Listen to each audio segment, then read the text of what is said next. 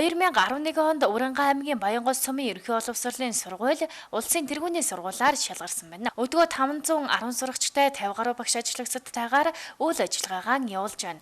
Тус сургууль дээр нийгмийн эгийн хариуцлагыг бэхжүүлэх төслийн дэд төсөл болох олон нийтийн оролцоо сургууль төсөл 2017 оны 2 дугаар сараас эхлэн хэрэгжиж эхэлжээ. Боловсролын тулгын 3 чулууг хүүхэд эцэг эх багш буюу сургууль гэж үздэг Монголын хувьд эцэг эх гэсэн тулгын чулуу бараг байхгүй болжээ. Олон нийтийн оролцоо сургууль төслийн гол зорилго бол эцэг эхийн оролцоог нэмэгдүүлэх явдал юм. Төсөл хэрэгжснээр Баянгол сумын ерөнхий боловсролын сургуулийн эцэг эхийн зөвлөл ажлаа эрчимжүүлээд зогсохгүй шилдэг эцэг эхийн зөвлөлтөй олох зорилт тавин ажиллаж байна. За манай эцгийн зөвлөл маань 11 хүний бүрэлдэхүүнтэй байгуулагдсан. За үүнээс хойш бол одоо төрөл бүрийн арга хэмжээнүүдийг авч явуулж байгаа нь бол эцэг эхчүүд, хүүхэд багш, сургуульд одоо дэмжлэг үзүүлсэн юм сайхан үйл ажиллагаанууд болж чадж байна. За жишээ нь манай эцгийн зөвлөлөөс зохион байгуулсан одоо эцэг эхтэйгээ хамт уншия, номын ертөнцөөр аялцгаая. За шатар бүтээх уралдаан зэрэг уралдаанууд нь бол одоо эцэг эхчүүдийг идэвхжүүлсэн, сурагчдыг бас хөгжүүлэх, хүүхэд бүрийг хөгжүүлэхэд ихээхэн хувь нэмрээ оруулсан үйл ажиллагаанууд болж чадсан. За энэхүү ажлынхаа хүрээнд манайх бас эцэг эхийн зөвлөлийн өрөөг догчуулж өгсөн. Ингэснээр бол эцэг эхчүүд маань одоо ажиллах ая тухтай орчин бүрдэж чадсан гэж бодож байна. Энэ төсөлтөд одоо тулгуурлан Монгол бичиг, компьютерийн сургалт, тэгээд хүүхэд сургууль хүмүүжүүлэхийн эерэг арга зэрэг сургалтуудыг зохион байгуулж байгаа. Одоо энэ сургууль дээр эцэг эхийн зөвлөлөөс одоо төлөвлөгөөт ажлын нэг болох сургууль дээр нэг өдрийн зураг хийх буюу сургуулийн өглөөнөөс одоо оройн 18 цаг хүртэлх бүхий үйл ажиллагаад одоо хяналт тавьж ажилласан байгаа. За үүнээс одоо товч дүгнж харахад бол багш нарын одоо цаг баримтлал сайн байна, хүүхдүүдийн хичээлийн оролцоо маш сайн байсан, мөн цэвэрлэгээ үйлчилгээ сайн байсан.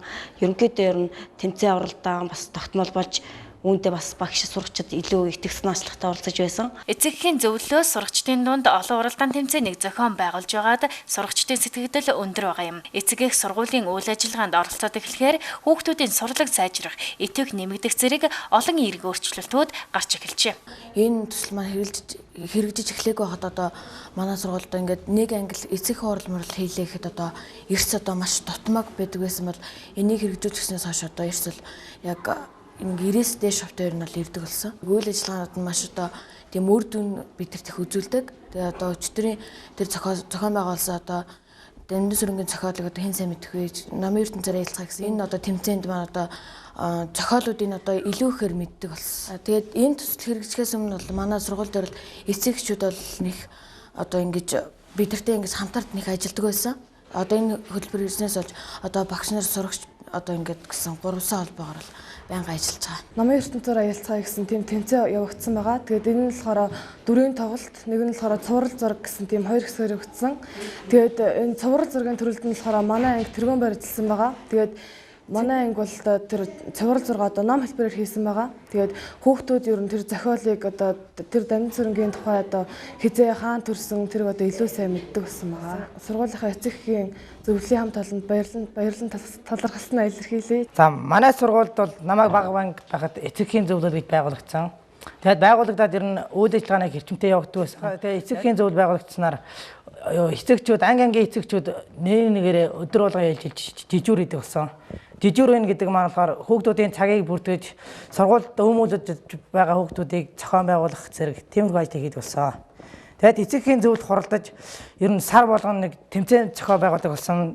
Гар бөмбөгийн тэмцээн, сагсан бөмбөгийн тэмцээн зэрэг тийм олон тэмцээнүүдийг зохион байгуулдаг болсон. Сургуулийн хамтын ажиллагаанд эцэг эхчүүдийг оролцуулж чадахгүй болоо сургалт хүмүүжлийн ба бусад ажил тодорхой үр дүнд хүрч чадахгүй. Төсөл хэрэгжснээр сурагчдын эцэг эхийн оролцоо нэмэгдсэн байна. Төсөл хэрэгжихээс өмнө эцэг эхийн хурлын эрс 50%-аас гэтэрдэггүй байсан бол одоо 93% хүрчээ. Эцэг эхчүүд зөвхөн хуралдаан суугаад зогсохгүй сургуулийн үйл ажиллагаанд тогтмол оролцож сэтгэл хангалуун байх болжээ. Эцэг эхийн оролцоо нээгийн хөгжил